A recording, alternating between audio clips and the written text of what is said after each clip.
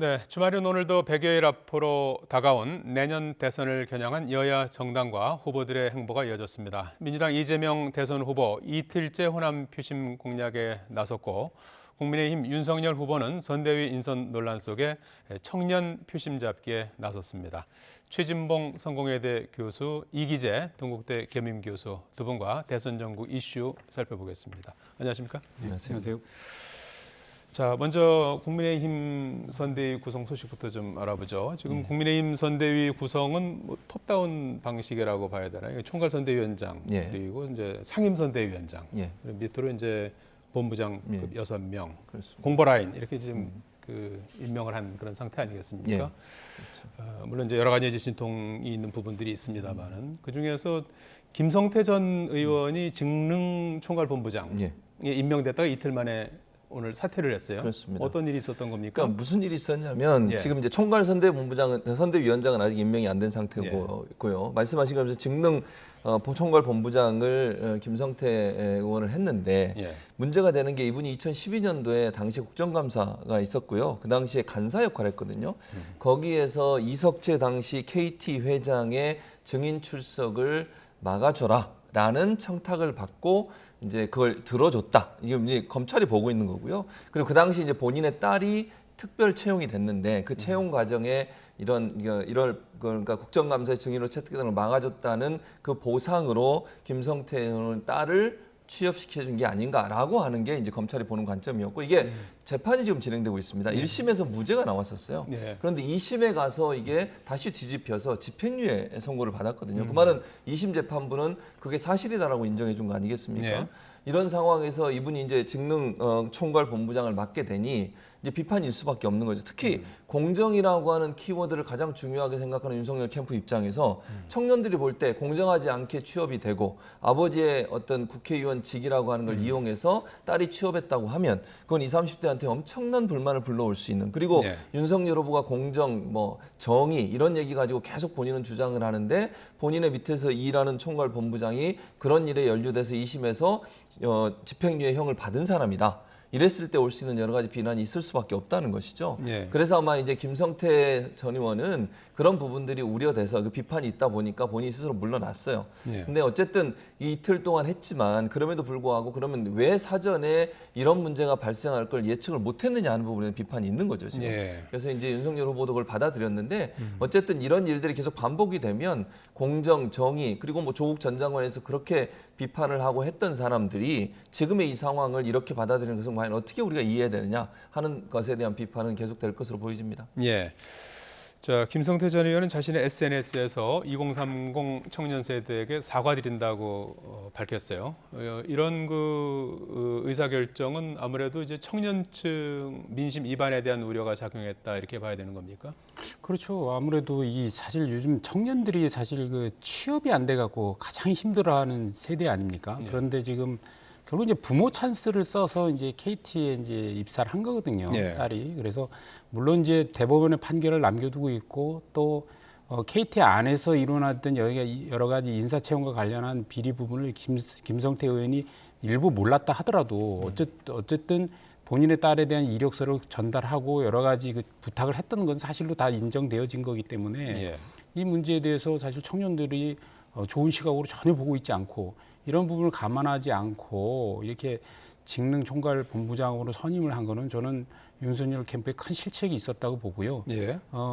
우선은 이제 그 윤석열 후보는 그렇게 얘기를 했어요. 뭐냐면 자기는 사무총장은 이제 당무본부장을 하고 그다음에 이게 지금 이분께서 지금 당의 이제 중앙위의 그 의장을 맡고 계시거든요. 중앙위원회라는, 그러니까 국민의힘이 중앙위원회라는 조직이 있습니다. 이 중앙위원회라는 조직은 각각의 직능 분과들을 한 25개 정도 갖고 있는데, 예를 들면 뭐 사회복지분과, 그다음에 뭐 건설분과, 청년분과 뭐 이렇게 해서 직능 분야들이 다 들어가 있거든요. 그래서 그 부분을 관장하다 보니까 이런 직능 부분을 관장하는 부분들이 원래 이제 항상 여태까지 이제 선대위를 구성하면 이제 직능 본부장으로 일을 해왔었어요. 그러니까 그런 차원에서 이제 단순하게 이제 인사를 한 것 같아요. 그리고 이제 그 딸의 어떤 채용 비리 문제에 대해서는 기억을 못했다고 이제 얘기를 하셨는데 어쨌든 간에 뭔가 중간에 검증 과정, 기능들이 그 생략돼 있었고 혹은 누군가 이런 상황에 대해서 좀 직언직설하면서 좀 걸을 걸 거르는 기능이 지금 작동을 안 했다 이렇게 볼 수 있는 것 같고 저는 그래서 이번의 계기를 통해서 앞으로도 선대의 인사가 계속 있어야 될 거 아니겠습니까? 그리고 더 나아가서 대통령이 되면 뭐 장차관 인사부터 해서 수천 명을 인사하셔야 되는 위치에 있는 거기 때문에 저는 인사검증 문제는 국민들로부터 항상 따가운 눈초리를 피할 수 없기 때문에 저는 이번을 좀 기회로 삼아서 이런 검증 시스템을 캠프 내에 도입해야 된다 이런 생각을 하고 있습니다. 예, 두 분 다 이제 비판적인 입장을 좀 보여주셨고 그 선대위 내부에 좀 더 스크린하는 기능이 보강돼야 되겠다 이런 주문까지 해주셨어요. 그 당내에서는 최근에 이제 선대위 관련해서 이제 여러 가지 논란이 물론 지금 선대위가 이제 공식적으로 출범하는 건 12월 초로 예정이 돼 있고 지금 이제 차곡차곡 이제 인사를 하는 그런 이제 벽돌을 쌓아나가는 그런 그 초기 단계다 이제 이렇게 좀 봐야 될 것 같은데 이런 일도 있었죠. 선대위 구성이 청년 세대에게 감동을 주지 못한다 하는 젊은 당 대변인의 쓴소리가 있었어요. 그러니까 당내 최다선 의원이죠. 5선의 정진석 의원이 당 대변인은 좀 공식 논평에 집중했으면 좋겠다라는 그 댓글을 공식적으로 올렸어요. 이 부분이 이제 논란이 되지 않았습니까? 당연히 논란이 되죠. 저는 이렇게 반응하면 안 된다고 봐요. 그러니까 무슨 말이냐면 물론 대변인은 당의 공식 입장을 대변하는 그런 입장이 있죠. 그러면 그 대변인은 본인의 생각을 얘기하면 안 되는 겁니까? 그리고 당내에서 비판적 의견이 나오는 것을 이 정진석 의원 같은 경우에 그런 얘기하는 거 하지 말라 이렇게 지금 들리잖아요. 뭐 본인이 그렇게 얘기는 안 했다 하더라도 뉘앙스를 보면 그런 얘기하는 것을 나무란 듯한 내용으로 들려. 이걸 제일 싫어하는 거예요.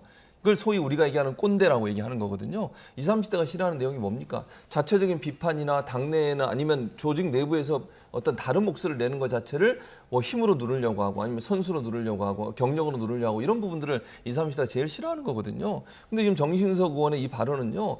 당내에 그럼 소통이 제대로 안 된다고 보여줄 수밖에 없어요. 그냥 수직적인 구조라고 하는 것을 극명하게 보여주는 거. 물론 뭐 이게 당 전체 의견은 아니고 정진석 의원 개인의 의견이긴 하지만 당의 원로이고 또 윤석열 캠프에도 많이 조언도 하고 관여도 돼 있는 분이잖아요. 이런 분이 이런 얘기를 해버리면 그 당내에서 그러면 자발적으로 자율적으로 뭔가 비판적 의견을 내거나 아니면 바꾸자고 얘기하는 어떤 변화를 시도하는 얘기를 할 수가 있겠습니까? 이렇게 가이드라인을 줘버리면 어떻게 당내에서 건전한 비판이 일어날 수 있겠냐는 거죠. 그럼 위에서 얘기하는 거 그대로 받아들여야 되는지 제가 잘 모르겠는데 이런 식의 반응이 결국은 20, 30대한테 더 안 좋은 이미지를 가져가는 거예요. 그렇지 않아도 지금 선대위 인선 과정에서 지금까지 나온 분들을 보면 대부분 다 소위 우리가 올드보이라고 얘기하는 오랫동안 정치에 있었던 분들이 대부분 직책을 차지하고 있어요. 그게 긍정적으로 영향을 미치는 부분도 있겠지만 지금의 시대에서 그런 모습은 별로 환영받을 수 있는 상황은 저는 아니라고 봅니다. 변화와 쇄신, 어떤 그 개혁 이런 이미지가 전혀 안 보여서 이런 부분들이 이제 정진석 의원의 이 말까지 더해지면서 20, 30대 젊은 층들로부터 더 큰 비난이나 비판이나 아니면 실망감을 주는 내용이 되지 않을까 그렇게 우려가 됩니다. 예, 이 교수님 어떻게 보세요? 뭐 저도 뭐 비슷하게 봅니다. 그 임승호 대변인이었죠. 이 토론 배틀을 통해서 사실 엄청난 경쟁을 뚫고 대변인이 된 분인데 상당히 그 사고도 건강하고 제가 이제 페이스북 장문의 글을 다 읽어봤는데 저는 구절 한마디 한마디가 틀린 말이 하나도 없다는 생각이 들더라고요. 그만큼 어떤 새로운 변화를 하려고 하는 차원에서 국민의힘에 들어왔고 그 과정에서 정말 젊은 층이 호응하면서 뭔가 될 것 같은 상황에서 열심히 일을 했는데 지금 최근에 이제 선대위 구성이나 이런 걸 보면 실망스러운 모습을 여러 개 보이니까 이런 부분에 대해서 이제 쓴소리를 한 건데 그거에 대해서 저는 뭐 정진석 의원이 거기 페이스북에 들어와서 댓글을 다는 것도 좀 오선 의원이 거기다 왜 댓글을 달았는지도 참 이해가 잘 안 가지만 어쨌든 간에 저는 이런 당의 이 젊은 어떤 일꾼들이 이런 쓴소리를 하는 거는 정말 잘 받아들이고 새겨야 된다고 생각하고요. 이런 목소리들이 정말 그 당을 건강하게 만드는 겁니다. 당이 어떻게 똑같은 목소리만 갖고 한 방향으로 가겠습니까? 당연히 젊은 사람들의 목소리가 반영돼야 되고 저는 이게 무슨 신구 세력 대결의 문제가 아니라 이런 젊은 친구들이 그렇게 당이 많지도 않아요. 이건 진짜 등불 같은 거거든요. 바람에 꺼질세라 이걸 잘 보호하고 키워가야 되는데 오히려 이제 중진들이 이런 거를 이제 좀 공식적인 논평만 하는 식으로 좀 누르는 건 적절치 않았다 이런 생각합니다. 예. 자, 지금 그 앞서도 잠깐 언급했습니다만 윤석열 선대위의 김종인 전 비대위원장 합류 여부가 이제 여전히 불투명한 그런 상황인데요.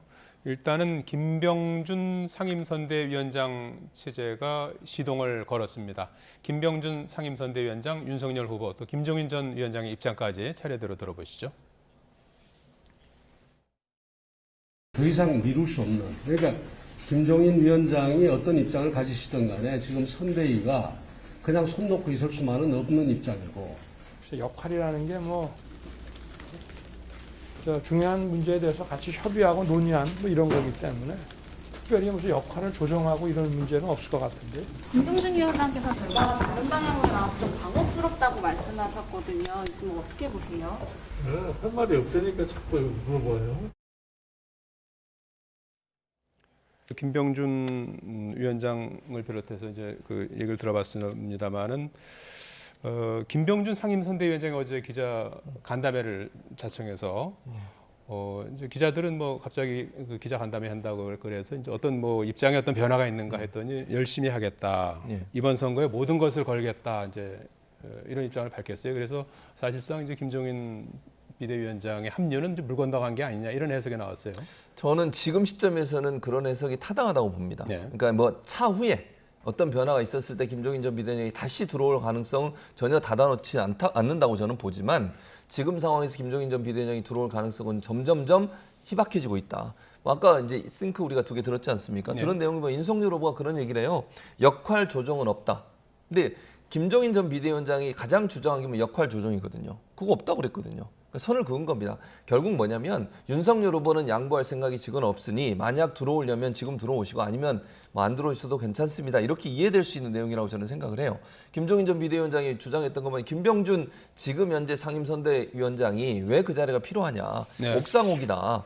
그 역할 조정하든지 아니면 상임선대위원장의 상임을 떼든지 뭐 이렇게 얘기를 했거든요. 그렇게 하는 걸로 알려지고 있습니다. 그런데 그런 부분에 있어서 윤석열 후보가 받아들일 가능성이 저는 낮다고 보고 김병준 지금 상임선대위원장이 나와서 열심히 하겠다 얘기했습니다. 선대위 출발하겠다고 얘기를 했고요. 그럼 김종인 전 비대위원장 없이도 우리는 출발할 수 있다라고 하는 개문 발차의 의미가 있었기 때문에 당장 합류할 가능성은 저는 낮다고 봅니다. 다만 이제 상황이 어떻게 되느냐가 영향을 미칠 가능성이 있어요. 김종인 전 비대위원장이 만약에 윤석열 후보가 이제 대선 과정을 쭉 진행하면서 지지율이 갑자기 떨어지거나 추락하거나 차이가 너무 많이 나게 되면 위기감이 조성이 되고 그랬을 경우에 다시 김종인 등판론이 불이 붙을 가능성은 있다고 봅니다. 그래서 그런 가능성은 남아있지만 지금 당장 김종인 전 비대위원장이 극적으로 들어와서 총괄선대위원장을 맡을 가능성은 정말 희박한 상황이 아닌가 이렇게 분석이 됩니다. 예. 그런데 이제 이준석 대표도 이 기자간담회 사실을 이제 몰랐다고 해서 이제 패싱 논란이 이어졌고 홍준표 의원은 이제 당 대표 패싱하고 깔보는 정당은 이익 집단이다 이런 쓴소리를 하지 않았습니까? 이 문제는 어떻게 봐야 되는 겁니까? 근데 뭐 김병준 이제 전 비대위원장이 이제 기자회견을 한다고 뭐 반드시 뭐 대표한테 보고를 하고 해야 되는 건 아닙니다. 제가 볼 때는. 그리고 물론 뭐 대표에게 보고할 수도 있지만 그 사후 보고를 할 수도 있는 것이기 때문에 그걸 가지고 당대표 패싱이라고 하는 건 너무 과한 것이고요. 그리고 저는 이준석 당대표가 자기 역할을 충분히 잘 하고 있다고 생각합니다. 나이에 비해서도 뭐 나이 때문에 뭐 그 패싱 당한다 이런 얘기하는데 전혀 그렇지 않고요. 상당히 그 젊은 나이임에도 불구하고 많은 중진 의원들이 잘 떠받들고 하고 있다고 보고 이번에 선대위 구성과 관련해서도 이준석 당대표는 자기 위치를 잘 정리하고 해가고 있는 것 같아요. 어쨌든 상임선대위원장 관련해서 김병준 위원장한테 공간을 많이 내주면서 위치를 좀 잡아 드리려고 하고 있다고 말도 했고 그리고 본인은 실제 홍보 미디어 본부 총괄본부장을 맡아서 실제 실무적인 일을 좀 하려고 하는 거 그런 거 아주 굉장히 좋은 그 정신이라고 저는 생각하거든요. 그 당 대표가 뭐 그 목소리만 높이고 무슨 대우 받으려고 하는 게 뿐만이 아니라 정말 하나의 실무의 한 축을 맡아서 일을 하려고 하는 그 당 대표라는 게 굉장히 저는 젊은 당 대표로서 존경스럽다 이런 생각이 들고 마찬가지로 사실 그 원희룡 후보 같은 경우도 이번에 정책 총괄본부장을 맡았잖아요. 일반적으로 경선 후보 특히 4강까지 했던 경선 후보가 무슨 공동 선대위원장도 아니고 어떤 본부장을 맡는다는 게 굉장히 이례적인 일이거든요. 그럼에도 불구하고 정권 교체를 위해서 실질적인 일을 하겠다는 거기 때문에 저는 이준석 당대표나 원희룡 후보나 이렇게 젊은 어떤 당의 리더들이 이렇게 솔선수범해서 어떤 구체적인 일을 하는 거에 아주 긍정적인 효과를 발휘할 것이다 이런 생각이 하기 때문에 뭐 패싱이라는 말은 좀 지나친 말이다 이렇게 생각합니다. 네. 향후에 그 윤석열 후보의 이제 지지율이 앞으로 좀 시간이 많이 남아 있기 때문에 이제 뭐 예단하기는 어렵겠습니다만 이제 어떤 출렁거림이 있을 경우라든지 또는 뭐 역전이 된다든지 이런 경우에는 김종인 모시기에 다시 나설 수도 있다고 보십니까? 아니면 저는 지금도 뭐 마크에서는 또 뭐 약간 좀 접촉이 있다는 얘기도 있고 하긴 하는데요. 근데 지금 상황에서는 너무 많이 왔다고 저는 예. 봐요. 지금 상황에서는. 그래서 지금의 예를 들면 김종인 전 비대위원장이 본인이 주장하셨던 주장이 받아들이지 않으면 들어오지 않을 가능성이 높거든요. 근데 김병준 지금 상임선대위원장의 입장이나 또 윤석열 후보가 지금 김병준 상임선대위원장에 대한 신뢰나 이런 부분들을 보면 김종인 전 비대위원장의 의견을 받을 가능성이 낮다고 저는 봐요. 그 말은 김종인 전 비대위원장이 모든 걸 다 그러면 윤 후보가 하는 대로 하고 본인은 들어가겠다 이렇게 결단해야 되는데 김종인 전 비대위원장이 그런 스타일은 저는 아니라고 봅니다. 그래서 당장은 들어가지 않을 것 같고요. 네. 다만 지금 말씀하신 것처럼 만약의 경우에 이제 경선이 진행되는 과정에서 윤 후보의 지지율이 계속 떨어지고 격차가 점점 벌어져서 만약 이재명 후보의 지지율이 뭐 10% 이상 차이가 난다. 그랬을 경우에는 긴급하게 김종인 전 비대위원장을 다시 모셔오려는 어떤 시도를 할 거라고 저는 봅니다. 다만 그렇게 됐을 때는 만약에 그런 상황이 된다면 윤 후보의 결정권이나 이런 부분이 많은 부분 김종인 전 비대위원장이 넘어갈 가능성이 있어요.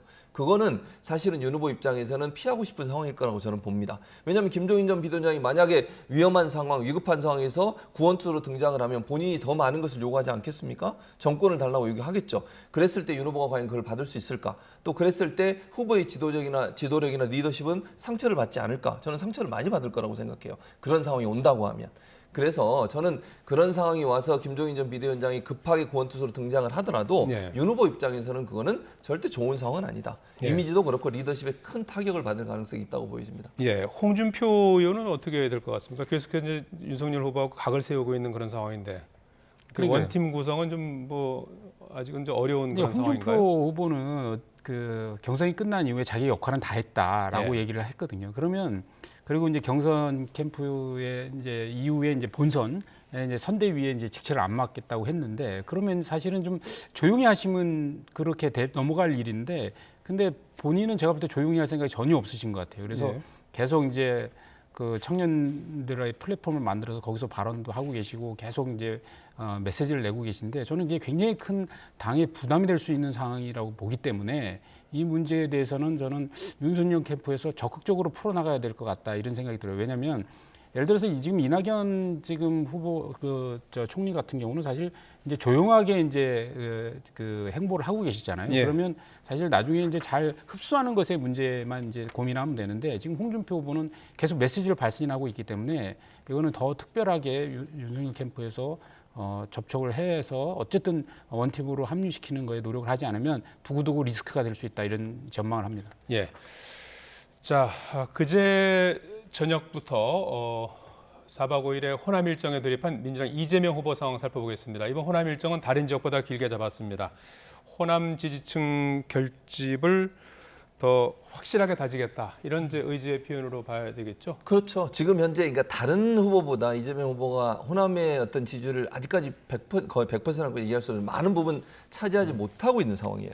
그러니까 지난번에 이제 여론조사 추이를 보면요, 전체적으로 여론조사가 최근 여론조사 보면 이재명 후보하고 격차가 윤석열 후보가 격차가 줄어들잖아요. 네. 그 결정적인 역할을 어디서 했냐면 진보 지지층, 민주당 지지층이었어요. 그러니까 그 전까지는 진보 지지층이나 민주당 지지층 중에 이제 경선 과정에서 좀 다른 후보를 지지했거나 아니면 이재명 후보에 대해서 마음을 완전히 주지 않으셨던 분들이 지지를 하지 않고 유보하고 있던 상황에서 많은 부분이 이쪽으로 돌아왔다고 보여지거든요. 근데 그 중에서 가장 중요한 지역은 어디냐면 호남입니다. 네. 민주당이 텃밭이라고 할 수 있는 곳이지 않습니까?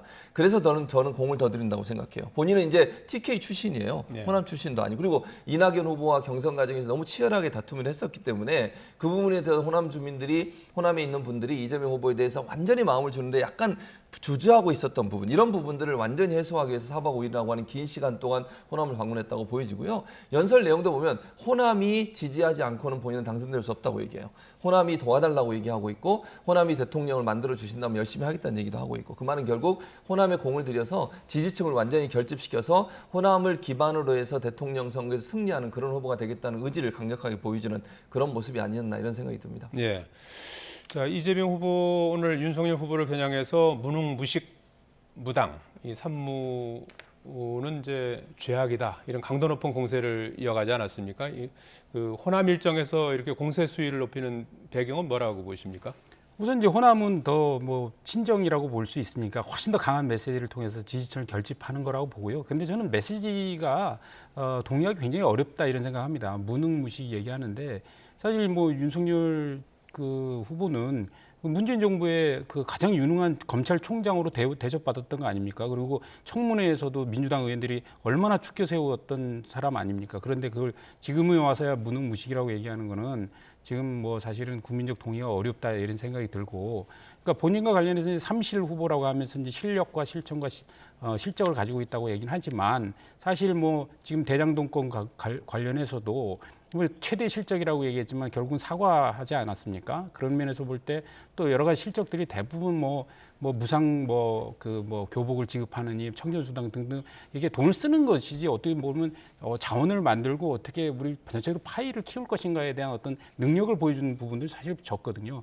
그럼에도 불구하고 어쨌든 간에 실천하는 모습을 보여줬다는 면에서는 국민들의 지지가 저는 일부 있을 수 있다고 봅니다. 하지만 그 부분이 결국은 어떤 그 속도의 문제도 중요하지만 우리 대한민국에 가야 되는 부분에서는 방향이 더 있을 수 있지 않겠습니까? 네. 왜냐하면 대한민국 호가 역주행할 것 같다라는 걱정들을 국민들이 많이 하고 있는 거기 때문에 결국은 실천력도 중요하지만 그 방향이 올바르냐 그런 면에서 볼 때 지금 이재명 후보가 얘기하고 있는 기본소득이라든가 여러 가지 검증돼야 되는 정책들이 많기 때문에 추후 이런 부분에 대해서는 어떤 TV 토론이나 이런 걸 통해서 국민적인 어떤 그 검증 과정이 거쳐질 것으로 예상합니다. 예. 오늘 전직 대통령 전두환 씨에 대한 연결식이 있었죠. 이 자리에서 이순자 씨의 사과 발언이 있었는데 이재명 후보는 강하게 비판했습니다. 잠시 들어보시겠습니다.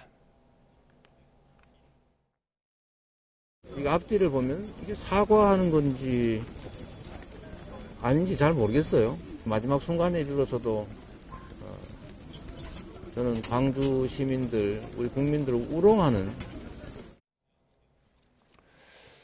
자, 이 후보는 호남 일정에 오르기 직전에 국민의힘은 전두환의 후예다 이렇게 비판하지 않았습니까? 이 강경 발언 이건 어떻게 보십니까? 그러니까 일단 저는 이순자 씨의 저는 사과 아니라고 생각합니다, 개인적으로. 몇 가지 점이 있는데 첫 번째는 그러니까 전두환 씨가 대통령으로 재임했을 당시의 일에 대해서만 그냥 포괄적인 사과 얘기를 했어요. 그럼 5.18 관련된 사과 아닙니다. 본인의 민정기 전 수석이었나요? 이분은 나와서 5.18 사과 아니라고 또 공개적으로 얘기했어요. 지금 전두환 씨에 대해서 가장 국민들이 분노한 얘기가 뭡니까? 5.18에 정말 시민들을 향해서 총뿌리를 겨누고 군인들이 또 살상을 하고 이런 일들이 벌어졌는데 책임지는 사람이 없잖아요, 지금. 누가 발포 명령을 했는지도 밝혀지지도 않고 있습니다.